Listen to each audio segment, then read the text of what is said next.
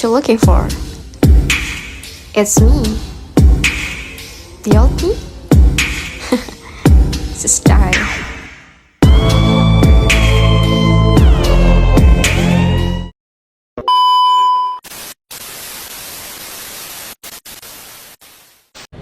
Assalamualaikum warahmatullahi wabarakatuh. Hai teman-teman. Di sini kami dari kelas C Statistik Induktif akan menjelaskan 3 materi mengenai statistik induktif. Materi yang pertama adalah sampling, yang kedua adalah estimasi parameter, dan yang ketiga adalah uji hipotesis. Jadi jangan lupa disimak videonya ya teman-teman. Halo teman-teman, di sini aku akan menjelaskan materi yang pertama, yaitu mengenai sampling atau sampel. Pasti kalian udah tidak asing kan dengan kata populasi dan sampel. Tetapi terkadang kita masih bingung nih, bagaimana cara pengaplikasian sampel dan populasi, khususnya bagi mahasiswa yang melakukan penelitian kuantitatif.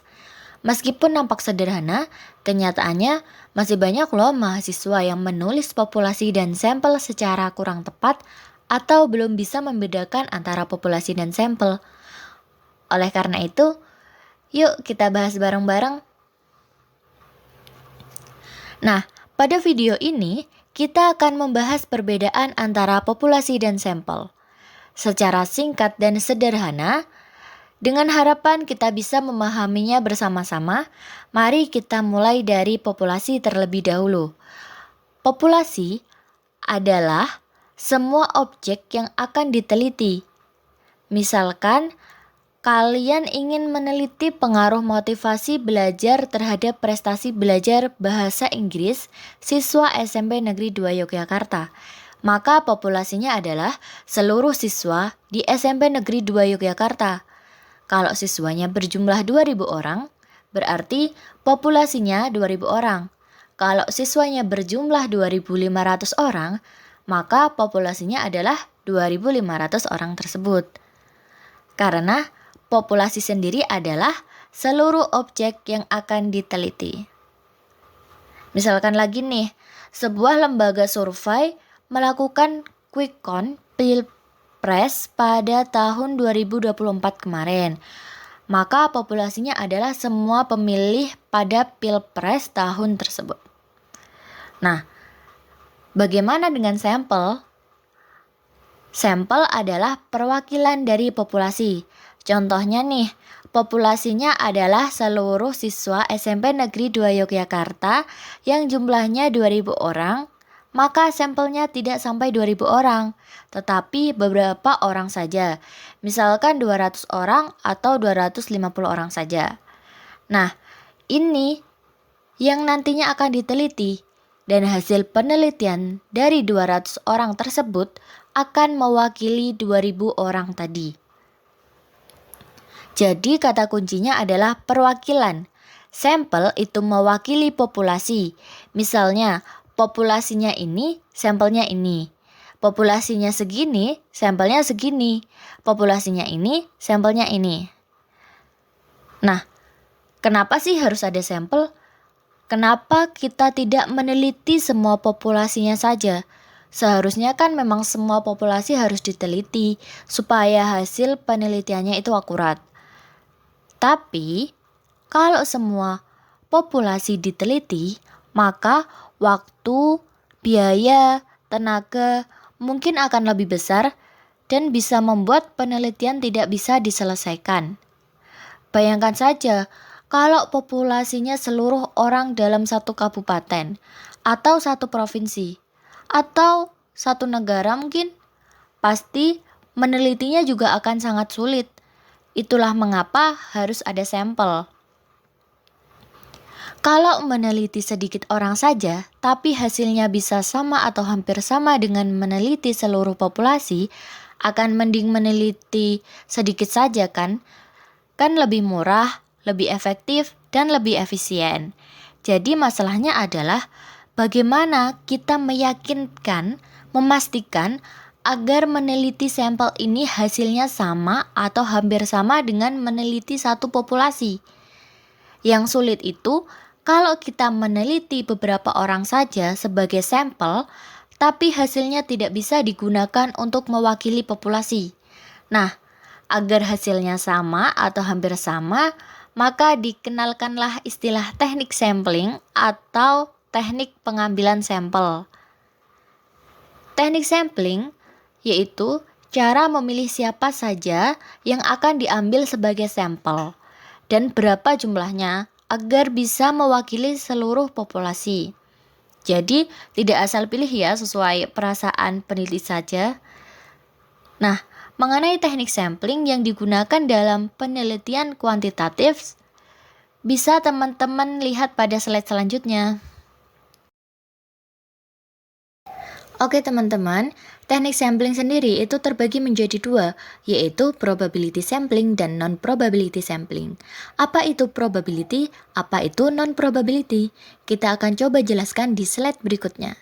Sebelumnya, probability sampling dibagi menjadi tiga, yaitu simple random sampling, stratified random sampling, dan cluster random sampling.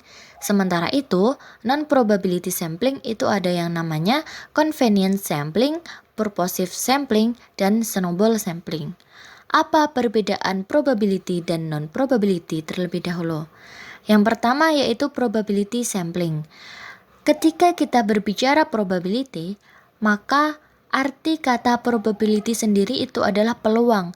Ini artinya bahwa setiap anggota yang ada di dalam populasi mempunyai peluang yang sama untuk dipilih menjadi anggota sampel. Mempunyai peluang yang sama untuk dipilih. Oleh karena itu, probability sampling ini mungkin lebih demokratis karena secara mereka mempunyai peluang yang sama. Sementara kalau non-probability, itu sampel atau populasinya tidak mendapat peluang yang sama untuk dipilih menjadi anggota sampel. Misalkan, yang dipilih hanya yang tua-tua saja, atau yang muda-muda saja, atau mungkin yang usia di atas 50 tahun saja, atau bahkan usia remaja, dan lain sebagainya. Ya sehingga kalau misalkan di dalam populasi itu ada banyak kategori dari anak-anak remaja, kemudian dewasa, kemudian orang tua, dan lain sebagainya.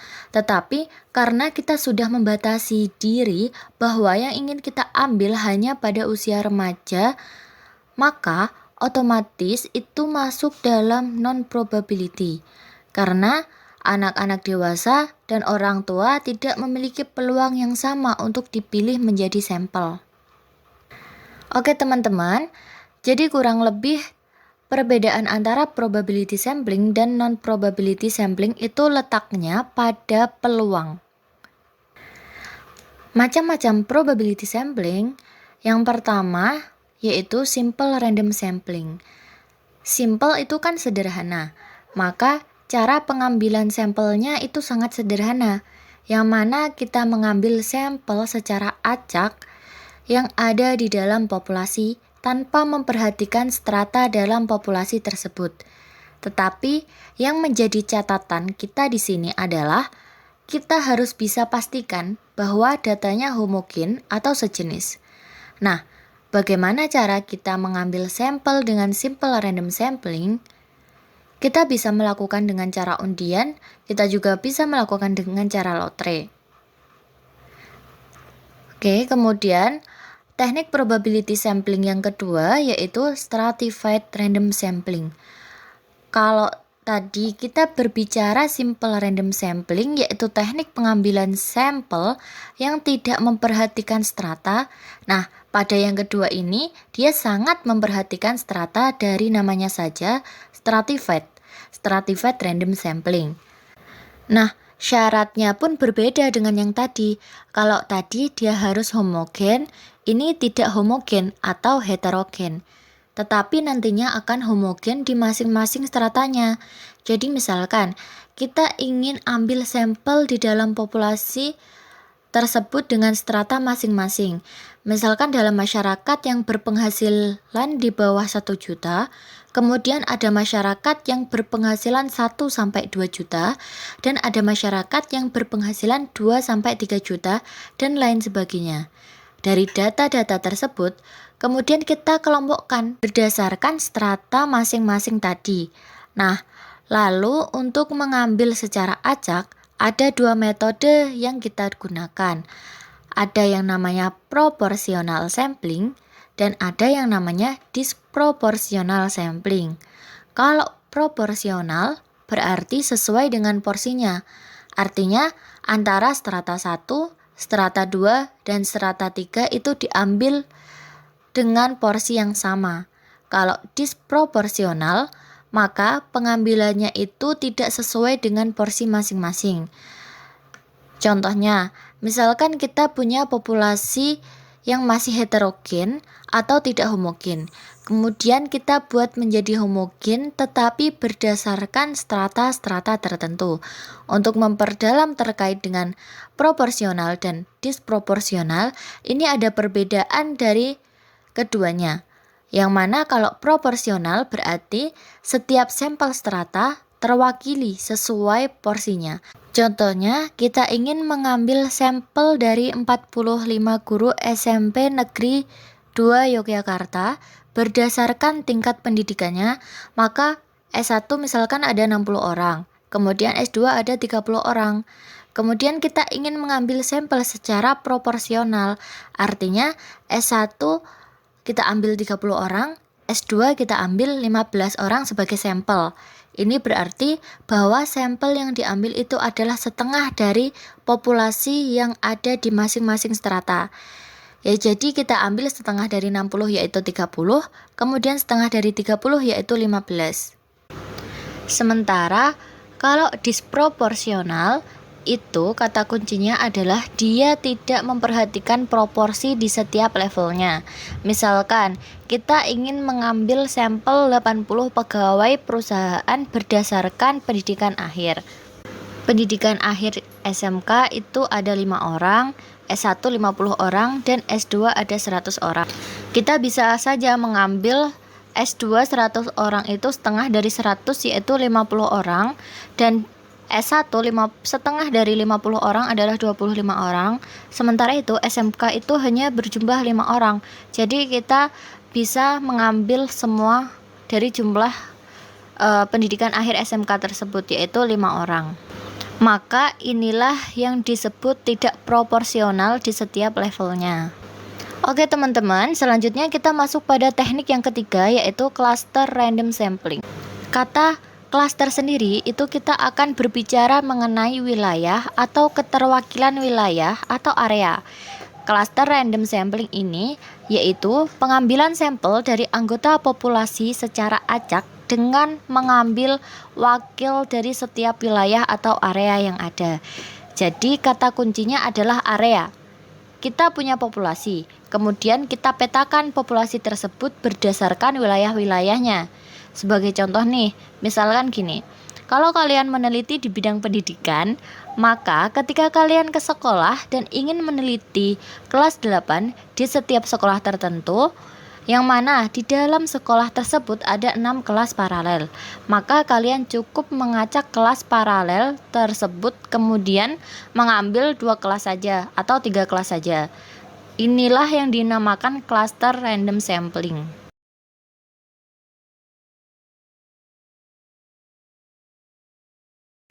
Yang selanjutnya adalah non-probability sampling. Non-probability sampling ini terbagi menjadi 6. Yang pertama, sampling sistematis. Sampling sistematis merupakan populasi yang diambil secara otomatis menjadi sampel. Misal, kelipatan 2, berarti sudah secara otomatis itu yang menjadi sampel dan tidak ada kesempatan bagi bilangan ganjil untuk menjadi sampel. Yang kedua adalah sampling kuota. Sampling kuota ini diambil dari populasi yang memiliki karakteristik tertentu hingga memenuhi kuota yang dibutuhkan. Contohnya, kita akan mengambil 300 sampel tingkat kepuasan pelanggan terhadap ojol dari banyak populasi. Ambil yang karakternya sama, yaitu penggunaan ojol atau ojek online, maka itulah yang akan menjadi sampel. Yang ketiga, sampling insidental. Sampling insidental ini mirip dengan sampling kuota. Bedanya, pada sampling insidental ini tidak terbatas oleh kuota. Berapapun boleh. Siapa saja yang masuk ke dalam kriteria bisa jadi sampel. Contoh, tingkat kepuasan mahasiswa terhadap e-learning. Semua mahasiswa yang menggunakan e-learning bisa dijadikan sampel. Yang keempat, sampling purposive. Sampling purposive ini merupakan teknik sampling yang dilakukan secara jeli, selektif dalam memilih sumber data. Contohnya, seorang peneliti akan meneliti mengenai kualitas makanan. Maka, yang diteliti bukan dari makanan itu sendiri, melainkan seorang ahli perihal makanan, seperti nilai gizi, rasa, dan lain-lain. Yang kelima, sampling jenuh. Sampling jenuh ini merupakan teknik yang dilakukan apabila populasinya sedikit. Populasi sedikit ini artinya populasinya kurang dari 30. Maka semua dapat dijadikan sampel.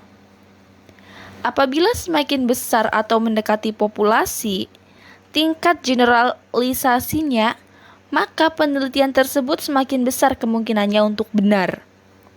Orang yang memakai teknik sampling jenuh sudah dapat dipastikan penelitiannya benar 100%. Yang keenam adalah snowball sampling. Snowball sampling ini sering digunakan pada dunia forensik. Contohnya saja, penyidik penyebar narkoba terdapat 2 sampel. Masing-masing sampel atau tersangka mendapatkan narkoba dari beberapa pihak, hingga kasus tersebut menjadi besar sampai akar pelaku ditemukan. Oke, materi yang kedua adalah estimasi parameter. Di sini setelah kita mengetahui apa itu sampling, di sini kita akan lanjut untuk membahas estimasi parameter. Nah, kalian udah pada tahu belum apa itu estimasi parameter? Jadi, estimasi parameter ini merupakan penaksiran parameter atau keseluruhan proses menduga suatu parameter pada populasi yang tidak diketahui nilainya dengan menggunakan statistik sampel. Nah, untuk pengujian statistik sampel sendiri kan tadi sudah dijelaskan di awal ya. Jadi saya rasa teman-teman sudah paham. Nah, untuk parameter populasi sendiri ini ada nama lainnya yaitu nilai sebenarnya atau bisa disebut juga dengan true value. Untuk parameter sendiri ini terdapat 3 jenis. Jenis yang pertama itu ada parameter rata-rata, yang kedua itu ada parameter varian, dan yang ketiga itu ada parameter populasi.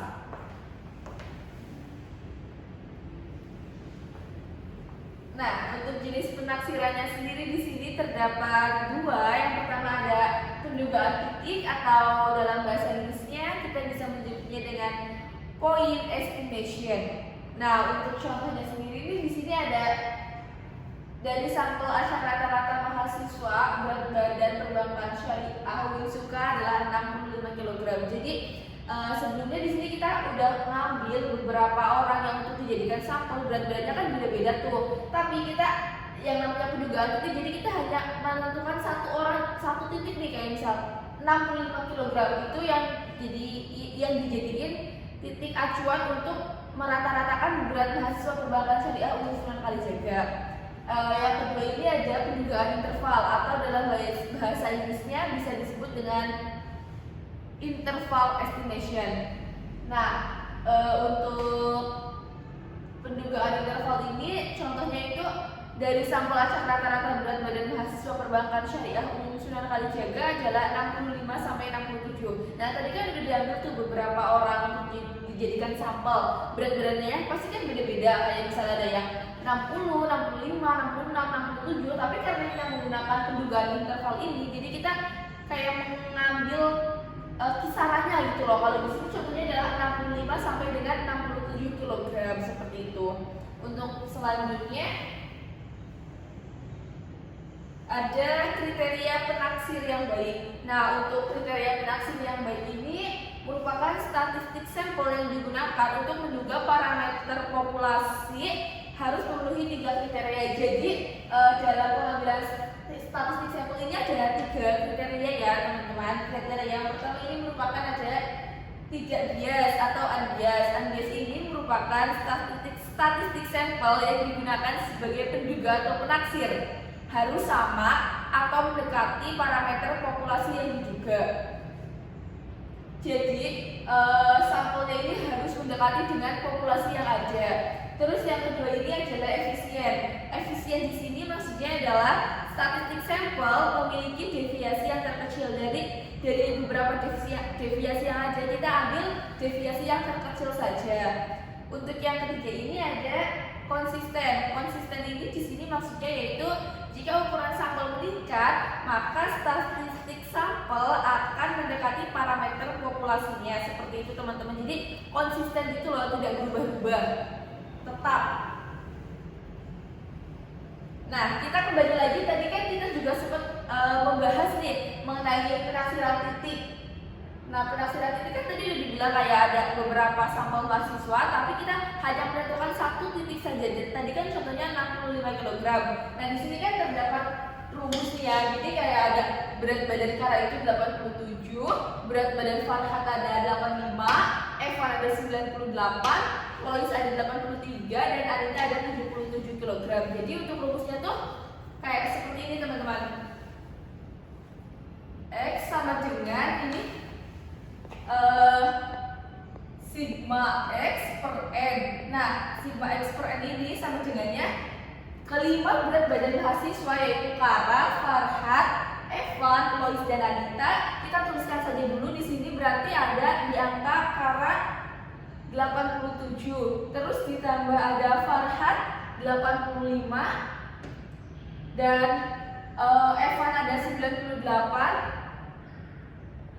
Kemudian ada Lois 83 kilo, dan yang terakhir itu ada Anita 77 kilo. Nah, dari kelima berat badan mahasiswa ini kita bagi N. N-nya ini berapa? N ini merupakan total dari keseluruhan mahasiswa yang akan kita jadikan sampel, yaitu 5. Berarti kita bagi 5. Nah, sudah kita ketahui jumlahnya, yaitu teman-teman 86. Jadi penaksiran titik yang di sini adalah 86.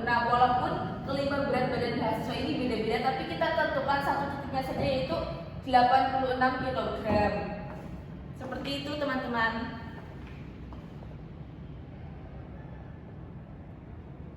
Nah, yang selanjutnya ini yang sudah sempat tadi dibahas sedikit-sedikit, ada penaksiran interval atau estimasi interval. Nah, untuk estimasi interval sendiri ini merupakan populasi dengan nilai-nilai dalam suatu interval tertentu.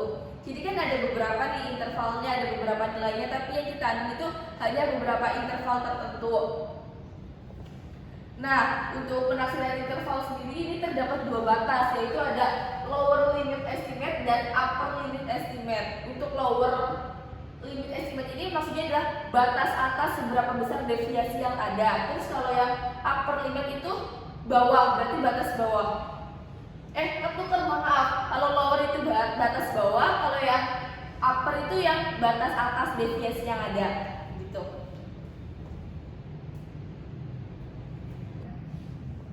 Yang selanjutnya di sini ada tingkat kepercayaan. Tingkat kepercayaan ini dalam bahasa Inggris disebut juga dengan confidence level. Nah, sebelum melakukan estimasi ini, tingkat kepercayaan ini ditetapkan terlebih dahulu.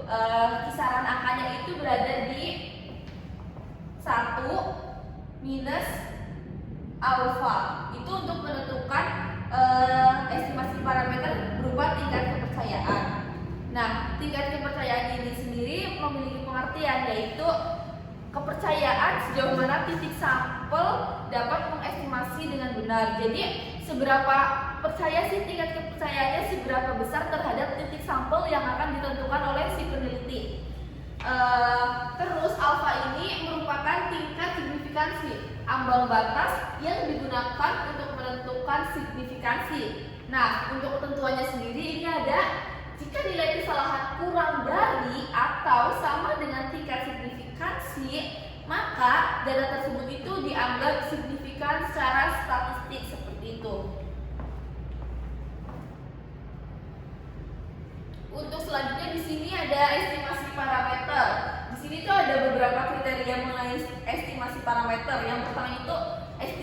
estimasi rata-rata sampel sebesar N-nya itu lebih dari 30 dengan ketentuannya itu alfanya diketahui. Terus yang kedua itu ada estimasi rata-rata sampel besar dengan nilai N ini lebih dari 30 dan alfanya ini tidak diketahui. Terus yang ketiga ini ada estimasi rata-rata sampel kecil N ini kurang dari 30, namun untuk ketentuan alfanya di sini tidak dijelaskan. Dan untuk yang keempat sendiri ini adalah menambahkan faktor koreksi, di mana faktor koreksi ini memiliki rumus yaitu akar dari N besar dan N kecil. N besar ini maksudnya adalah populasi, seberapa banyak populasi, dan N kecil di sini maksudnya adalah sampel dibagi dengan N besar. N besar tadi kan sudah disebutkan bahwa artinya adalah populasi minus 1 berarti ya teman-teman. Di kedua sisi, jika jumlah sampelnya N sampel per N populasi lebih dari 0,05. Oke.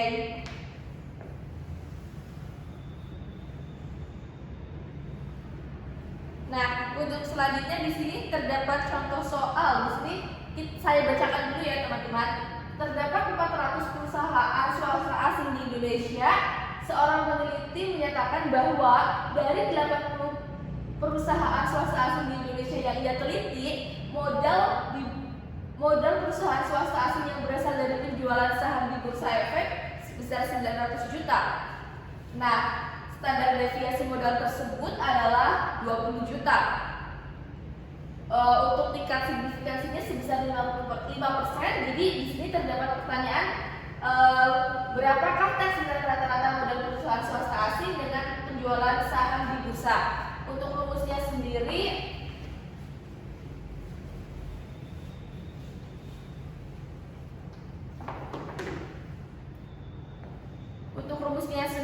itu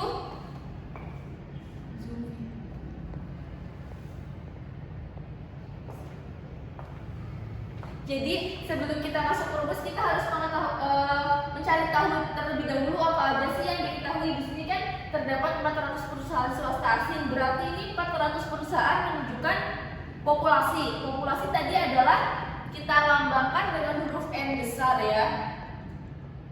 N besarnya di sini berarti 400. Terus kita baca lagi, seorang peneliti menyatakan bahwa 80 perusahaan swasta asing di Indonesia yang dia teliti, berarti di sini 80-nya termasuk ke dalam sampel. Sampel ini diibaratkan dengan huruf N kecil. N kecilnya itu berarti 80. Terus standar deviasinya adalah 20 juta. Maaf, standar deviasi bukan. Modalnya adalah 900 juta. Modal di sini kita tuliskan dengan X garis atas 900. Terus untuk standar deviasinya sendiri ini adalah 20 juta. 20 juta di sini kita lambangkan dengan huruf S. S berarti 20. Untuk selanjutnya adalah tingkat signifikansinya sebesar 5%. Tapi setelah itu kita harus menjumlahkan dulu tentang sampel dibagi populasi. Jadi langkah yang berikutnya sebelum masuk ke tingkat signifikansi, kita harus menentukan sampel dibagi populasinya. Jadi kita tuliskan saja di sini adalah N kecil per N besar. Jadi N kecilnya itu tadi berapa? 80. N besarnya 400. Jadi 80 per 400. 80 per 400 berapa? Berapa teman-teman? 0,2. Oke. 0,2 di sini berarti menggunakan faktor koreksi. Nah, untuk rumusnya sendiri ini ada, saya tuliskan dulu ya teman-teman, baru saya ngomong.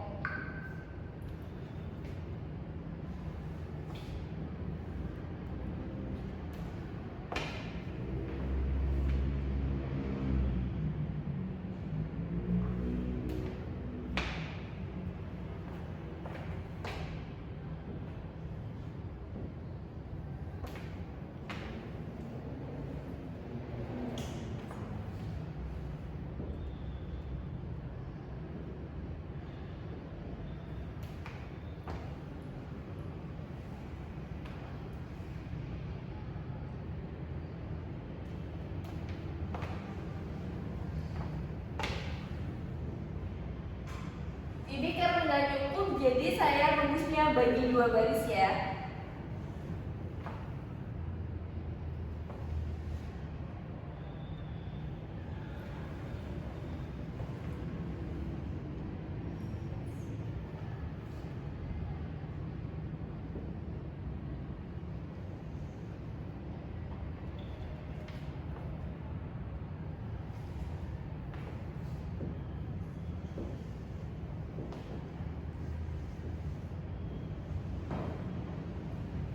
Nah, jadi untuk rumusnya sendiri ini bisa dilihat X ini berarti rata-rata minus Z A per 2 S per akar dari N di sini maksudnya adalah sampel akar dari populasi min sampel populasi min 1 kurang dari mu rata-rata plus Z A per 2 S per kuadrat dari N, akar dari N, kuadrat dari populasi min sampel, populasi min 1. Nah, untuk angkanya sendiri kita masukkan, tadi rata-ratanya adalah sebesar 900, berarti di sini sama dengan 900.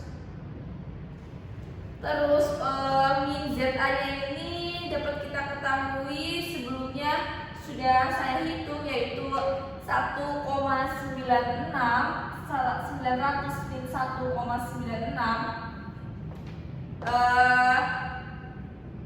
S min S per akar dari N sampel berarti 20 akar dari 80 20 per akar dari 80. Kemudian ada akar dari populasi min sampel itu berarti 400 minus 80. Kita bikin pernya lagi itu 400 min 1 populasi min 1 lebih kecil dari mu-nya itu, mu rata-ratanya itu 900. Ini kesinian teman-teman urutannya. Minus 1,96 seperti yang di atasnya tadi ini. Terus sama 20 per akar dari 80. Untuk selanjutnya ini sama populasi min sampel dibagi populasi min 1. Jadi kita tuliskan angkanya di sini, akar dari 400 min 80 per populasi min 1 400 min 1. Jadi dapat kita ketahui nilainya yaitu 900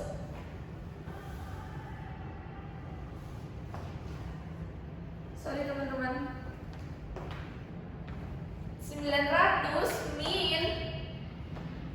minnya itu tadi sudah saya hitung juga di belakang layar, ada sebesar 3,94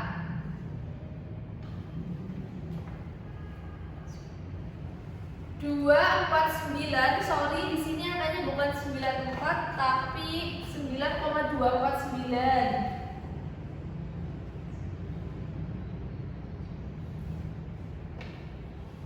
0921. Ini baru hasil yang di sini.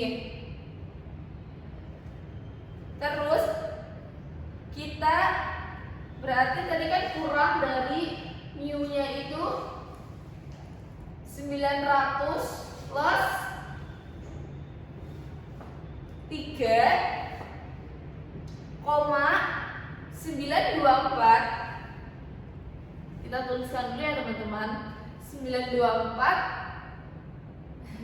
0921. Kan tadi angkanya sama aja, jadi hasilnya kan juga sama aja. Dapat kita ketahui hasilnya bersama. Di sini ada 896,070591.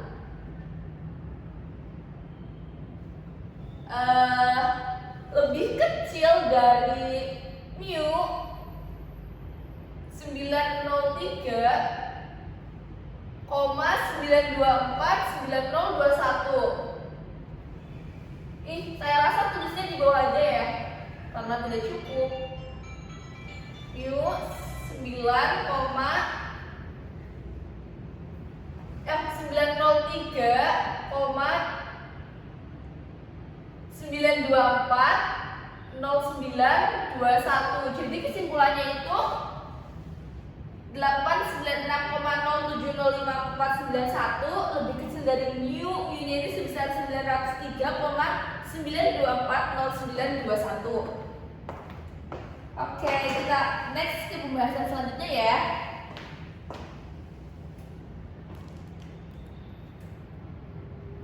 Nah, yang selanjutnya di sini ada estimasi proporsi.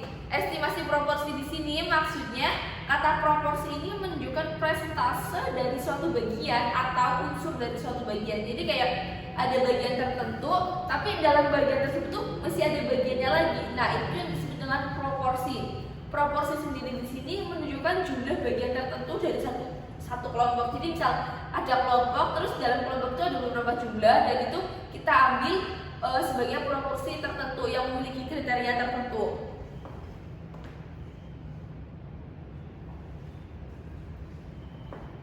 Nah, untuk materi yang kedua saya rasa cukup di sini dan akan di next untuk materi yang ketiga oleh teman saya. Oke teman-teman, di sini aku akan menjelaskan materi yang ketiga, yaitu mengenai uji hipotesis satu sampel.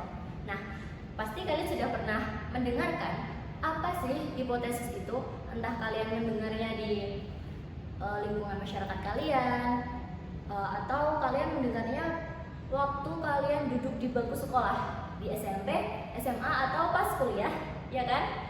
Nah, hipotesis yang sering kita dengar itu artinya adalah dugaan sementara. Sementara itu, apa sih hipotesis dalam statistik? Apakah sama dengan hipotesis yang sering kita dengar? Yuk kita bahas bareng-bareng. Oke teman-teman, hipotesis dalam statistik itu artinya pernyataan tentang parameter populasi yang harus diverifikasi. Nah, kalau di hipotesis yang sering kita dengar kan dugaan sementara kan. Nah, kalau di statistik itu dugaan mengenai parameter populasi yang harus diverifikasi, yang harus diuji lagi kebenarannya, seperti itu. Kemudian kenapa sih kita harus menguji hipotesis? Hipotesis itu kan kita uji menggunakan data, berdasarkan data secara empiris kan ya. Kemudian kita harus mengujinya. Kenapa sih? Manfaatnya apa sih kita harus menguji hipotesis tersebut? Nah, manfaatnya adalah kita dapat mengambil keputusan dari hasil ujian hipotesis tersebut. Oke, di sini pengertian uji hipotesis sendiri itu adalah suatu prosedur yang didasarkan pada sampel dan teori probabilitas untuk menentukan apakah hipotesis merupakan suatu yang masuk akal atau tidak, suatu yang benar atau tidak, seperti itu. Oleh karena itu, kita harus mengecek kebenarannya terlebih dahulu. Contohnya saja nih, ada seorang calon wali kota yang ingin mengecek berapa kecamatan yang presentase mengenal wali kota tersebut itu masih rendah. Oleh karena itu, calon wali kota itu menggunakan sampel. Kenapa nggak sensus aja? Karena sensus itu kan biayanya lebih mahal, memakan waktu yang lama juga, seperti itu kan. Tenaga juga terkuras demi menyurvei. Nah, oleh karena itu dilakukanlah sampel. Per kecamatan itu diambil sampelnya sesuai dengan proporsi masing-masing. Kemudian dari sampel itu diuji statistiknya dengan melakukan pengujian hipotesis seperti itu. Nah, hasilnya itu akan membuat calon wali kota itu mengambil keputusan kecamatan mana aja sih yang harus disurvei, maksudnya harus dilakukan kampanye agar presentase untuk mengenal si calon wali kota tersebut tinggi, seperti itu. Jadi uji hipotesis itu untuk mengambil keputusan. Nah, untuk mengambil keputusan itu ada 6 langkah ya teman-teman. Seperti yang bisa dilihat di PPT, yang pertama yaitu membuat hipotesis. Yang kedua, memilih tingkat signifikansi. Yang ketiga, memilih uji statistik. Yang keempat, membuat aturan keputusan. Dan yang kelima, ambil sampel kemudian beri keputusan. Yang terakhir, yang keenam, yaitu interpretasi hasil. Nah, kita bahas satu persatu dari langkah-langkah tersebut. Kita kupas semuanya ya teman-teman. Oke, memasuki langkah uji hipotesis yang pertama, yaitu membuat hipotesis. Di sini kita harus mengetahui, di sini ada 2 hipotesis, yaitu hipotesis 0 atau biasa kita sebut dengan H0 dan hipotesis alternatif yang biasa kita sebut dengan HA. Nah, apa sih perbedaan antara kedua hipotesis tersebut? Kita ketahui dulu hipotesis 0 sering disebut dengan de novo hipotesis atau H0 itu adalah hipotesis yang akan diuji kebenarannya. Jadi hipotesis H0 itu adalah hipotesis awal yang akan diuji kebenarannya. Contohnya nih, dalam ruangan ini mahasiswanya, kita mengira dugaan sementara kita itu mahasiswanya memiliki IPK kira-kira itu 3,9. Nah, apakah benar mahasiswa di dalam ruangan ini rata-rata memiliki IPK 3,9? Maka kita harus uji terlebih dahulu. Apakah benar seperti itu? Nah, dugaan awal itu yang disebut dengan H0. Kemudian H alternatif atau alternatif hipotesis atau sering kita sebut dengan HA. Ini adalah suatu pernyataan yang akan kita simpulkan jika kita menolak hipotesis 0. Jadi apabila kita menolak hipotesis 0, maka HA itu kita simpulkan. HA atau hipotesis alternatif disebut juga dengan hipotesis penelitian. Misalnya di sini ada rata-rata harga tiket pesawat terbang Jakarta itu seharga 480. Nah, H0-nya itu mu atau rata-rata sama dengan 450. Berarti H0 kan dugaan awal, jadi sama dengan 480. Kemudian H alternatifnya mu tidak sama dengan 480. Jadi HA itu tidak sama dengan HO. Oke, selanjutnya langkah uji hipotesis yang kedua yaitu memilih tingkat signifikansi. Nah, tingkat signifikansi sendiri itu adalah probabilitas menolak hipotesis 0 jika itu benar, atau sering disebut dengan tingkat resiko atau the level of risk. Nah, biasanya tingkat signifikansi itu dilambangkan dengan bentuk alfa. Alfa itu biasanya kira-kira itu tingkat signifikansi yang sering dilakukan penelitian itu berkisar antara 1%, 5%, dan paling banyak itu 10% ya teman-teman. Kemudian ada berapa sih? Yang ketiga itu adalah memilih uji statistik. Nah, ada berapa sih uji statistik itu? Di sini disebutkan uji untuk membuktikan hipotesis yaitu menggunakan uji Z, uji T, uji F, dan uji X kuadrat atau sering kita sebut dengan chi-square.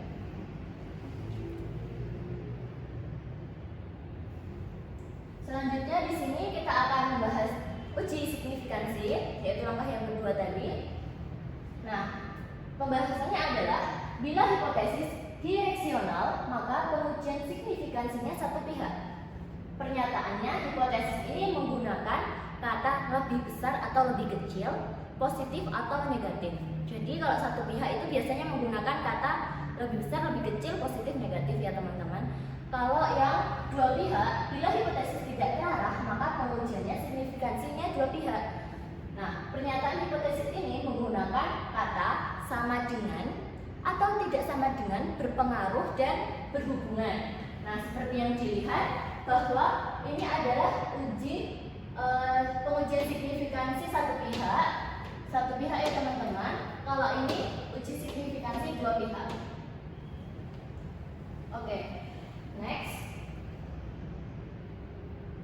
Nah, di sini terdapat kesalahan dalam uji hipotesis. Nah, kesalahan dalam uji hipotesis itu ada dua, yaitu tipe 1 false positive. Nah, false positive ini adalah menolak hipotesis 0 padahal benar, seperti itu. Itu merupakan kesalahan yang positif. Yang kedua adalah false negative atau menolak hipotesis alternatif HA padahal itu benar. Nah, itu yang dinamakan dengan false negative.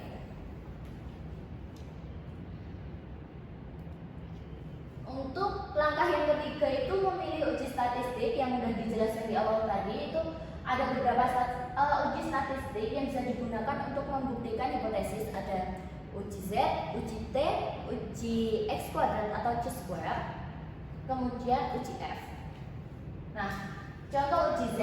Di sini ada rumusnya. Z sama dengan X strip atas min mu dibagi lambda per akar dari n. N itu jumlah sampel. Selanjutnya yaitu langkah keempat adalah membuat aturan keputusan. Decision rule adalah pernyataan tentang kondisi spesifik di mana hipotesis 0 ditolak dan kondisi di mana hipotesis 0 tidak ditolak. Jadi kita harus membuat aturan keputusan apakah hipotesis 0 ditolak atau tidak, atau malah hipotesis A-nya yang diterima nih.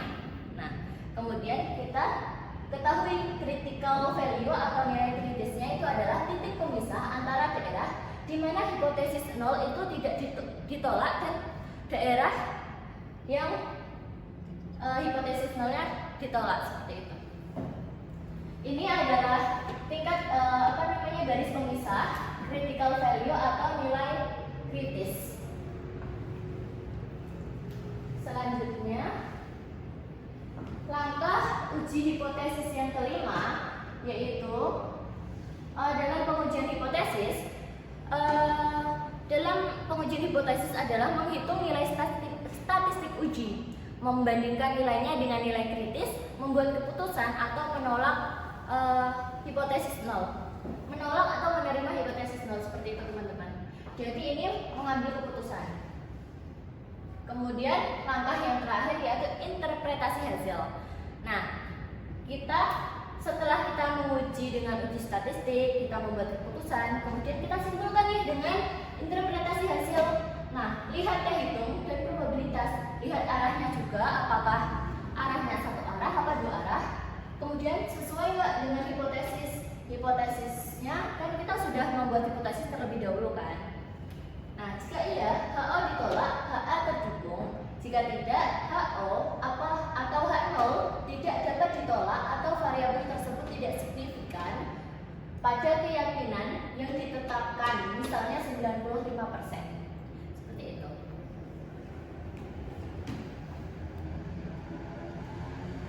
Selanjutnya di sini kita akan membahas mengenai rata-rata besar dan kecil. Di sini ada dua rata-rata ya teman-teman, besar dan kecil. Yang pertama ada rata-rata sampel besar, uji rata-rata sampel besar. Nah, di sini sudah ada contohnya. Sebuah pabrik dan mobil menyatakan bahwa rata-rata jarak yang bisa ditempuh sebelum ban aus 60.000 km dengan standar deviasi 3.500 km. Sebuah rental mobil membeli sebanyak 49 ban dan menemukan bahwa rata-rata jarak yang bisa ditempuh oleh mobil dengan menggunakan ban tersebut sebesar 59.000 km. Nah, dengan 5% itu tingkat signifikansi ya teman-teman. Apakah kita bisa menyimpulkan bahwa jarak tempuh ban tidak sama dengan 60.000 km? Nah, apakah kita bisa menyimpulkan itu adalah HO tidak sama dengan 60 km. Nah, H0-nya adalah mu atau rata-rata sama dengan 60.000 km. Kemudian H alternatifnya itu tidak sama dengan 60.000 km. Kemudian selanjutnya setelah membuat hipotesis, selanjutnya kita memilih tingkat signifikansi. Tingkat signifikansinya sudah kita ketahui yaitu 5%. Dengan N itu jumlah sampelnya 49, digunakan uji Z dua pihak karena N-nya itu lebih dari 30. Kalau lebih dari 30 itu menggunakan uji Z seperti itu. Kemudian membuat keputusan nilai kritisnya. Z kritis itu dihasilkan dari ini ya teman-teman. 1 min alfa dibagi 2 hasilnya 1,96. Untuk nilai Z hitungnya itu hasilnya -2. Jadi kesimpulannya kita menolak hipotesis nol sehingga kita menyimpulkan bahwa jarak tempuh ban itu tidak sama dengan 60.000 km.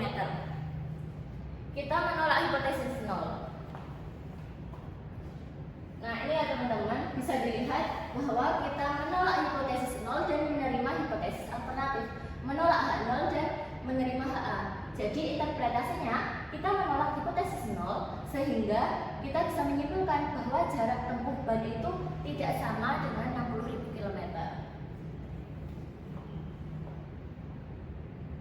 Nah di sini juga ada contoh yang kedua. Ini menggunakan sama kayak tadi rata-rata besar, yaitu seorang bekerja di hotel bintang 5 yang bertaraf internasional. Pada saat wawancara, manajer hotel mengatakan bahwa seorang bisa menghasilkan tips atau uang tambahan sebesar $20 per hari dalam waktu 36 hari pertama kerja. Jumlah rata-rata tips per harinya sebesar $24,5 dengan standar deviasi $10,5. Dengan tingkat signifikansinya 1%, apakah kita bisa menyimpulkan bahwa pelayan hotel bisa menghasilkan rata-rata tips lebih dari $20 per hari? Nah, H0-nya mu rata-rata sama dengan $20 per hari. Nah, kemudian HA, H alternatifnya itu mu lebih dari $20 per hari. Nah, tingkat signifikansinya sudah kita ketahui kan 1%. Kemudian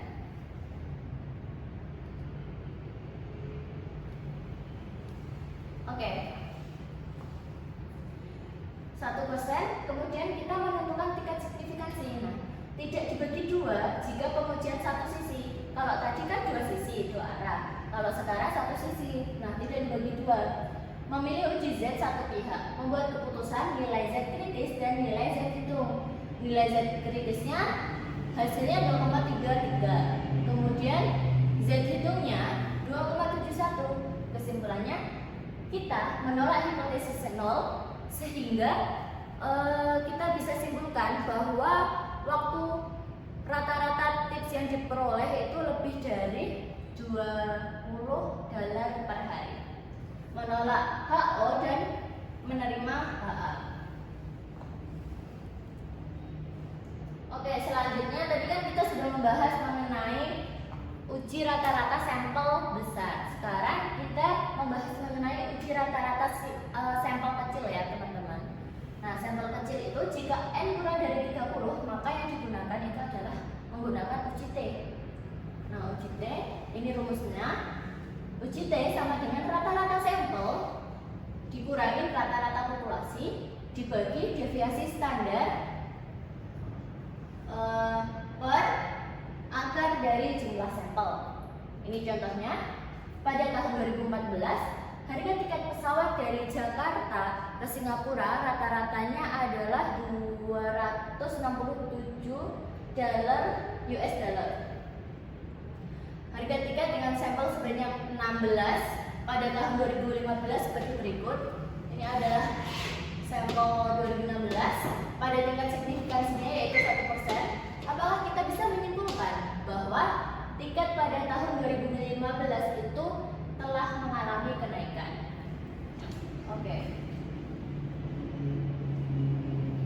Kita bisa melihat di sini H0-nya itu adalah mu atau rata-rata sama dengan 267.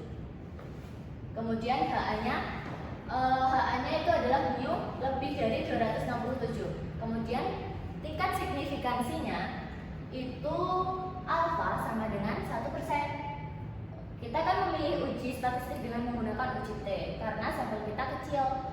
Kemudian untuk membuat keputusan nilai T kritis pada tingkat signifikansi 1% dan JF-nya 15 pada uji satu sisi sebesar 2,602.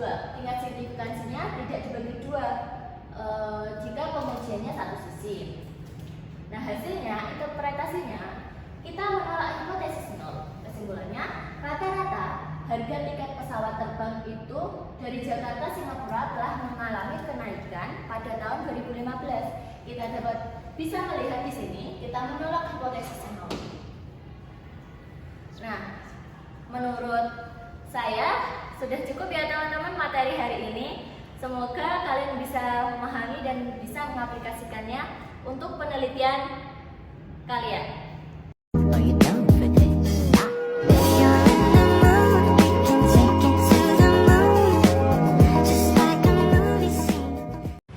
Sekian yang dapat kami sampaikan. Mudah-mudahan apa yang kami sampaikan bisa bermanfaat bagi teman-teman dan mudah-mudahan ini menjadi amal jariah bagi kami semua. Wassalamualaikum warahmatullahi wabarakatuh.